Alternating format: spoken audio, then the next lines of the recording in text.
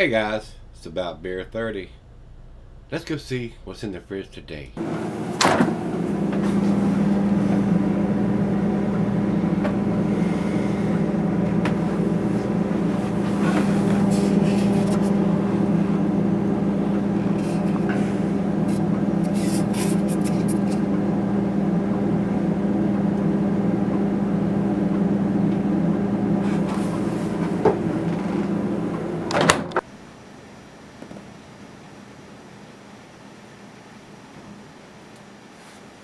Hey everybody, welcome to Gregsbeerreviews. Today, welcome back. It's been a while.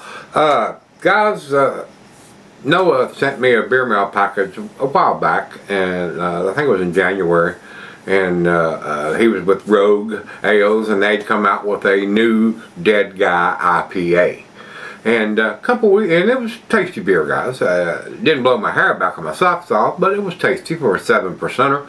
And he contacted me again a couple weeks ago, or a week or so ago, and said something about sending me some more in that series. And I said, sure. So I got a box and opened it up, and y'all may have seen the video. I posted that from the beer mail from Noah at Rogue, and it had a big black box inside of it. Not big, but it had another box inside the peanuts in there. And I opened up, and it had some real colorful artwork on the inside of the box, and this little flower in there. And what they've got going on now, along with the Dead Guy Ale, now they have the Dead Guy Coffin Club. So they've already introduced the IPA out of that, and now this is the Pilsner out of that. And it's got all of them broke down in here, and basically it's different colored cans, and on the back of the can they've got more information, but they've got their signature Dead Guy there on the front. And what we've got here, they making a Pilsner, a Pale, an IPA, and a Maybach style ale. So the white can is the Pilsner, 5% alcohol. Pilsner reveals the lighter side of the Dead with this pale golden color, subtle hop bitterness, and crisp, refreshing finish. So the Dead Guy Coffin Club.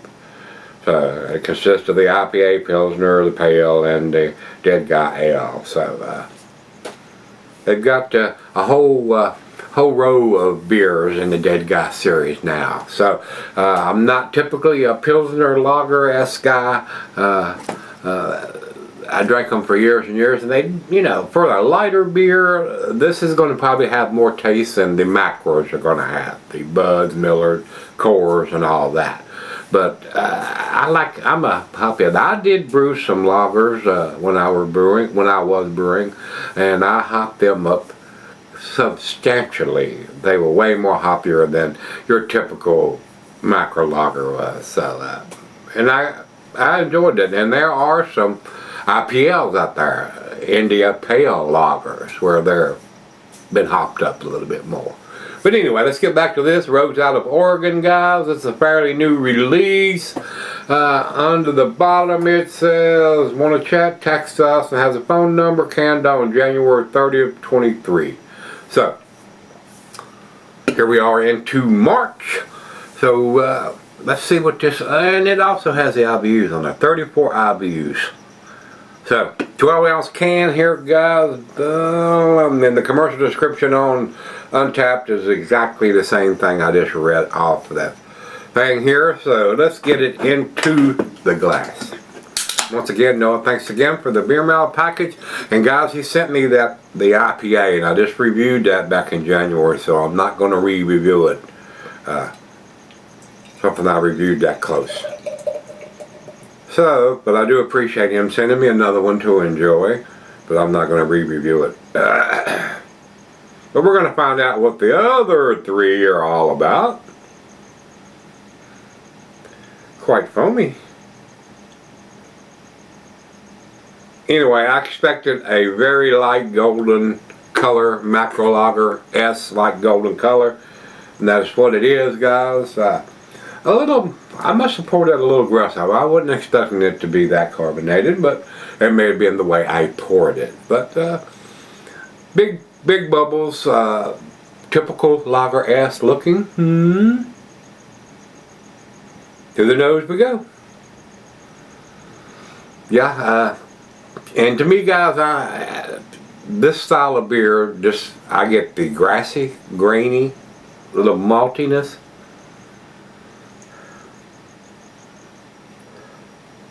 Smells very crisp, very refreshing.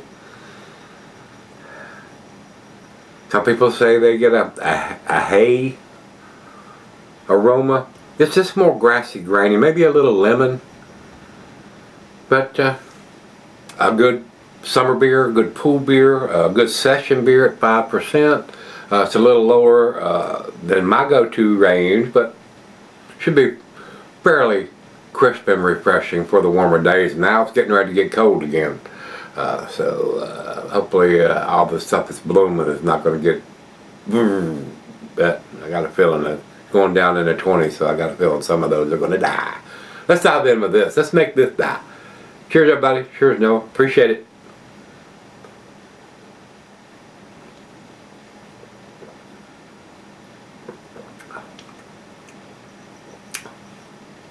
Guys, I'm just going to be honest as I can. It tastes like a Pilsner, a lager. Very crisp, very refreshing. But it is what it is when it comes to these.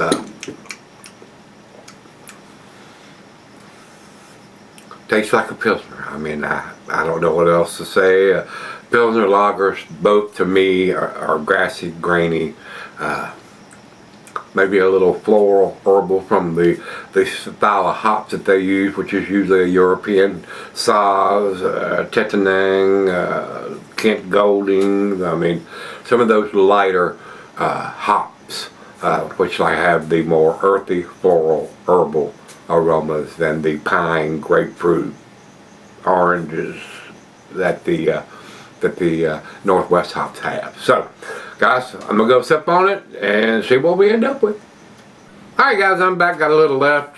Not my cup of tea. One, because of the ABV. Two, because it's a lager / Pilsner. Though not enough hop presence for this guy, but you cats that want to drink something that's got a little bit more tastier, or I should say better ingredients than the macros are going to have, this would probably fit the bill, guys. I mean, I don't think there's a whole lot of adjuncts added to this. I don't have that information, but I would say they used the good stuff when they made this. So very sessionable at 5%. A little bit of lemon is all I'm getting, other than the floral, herbal maltiness, grassy grain. Very easy drinking, very smooth, not bitter at all. 34 IBUs. Very sessionable. Final chug.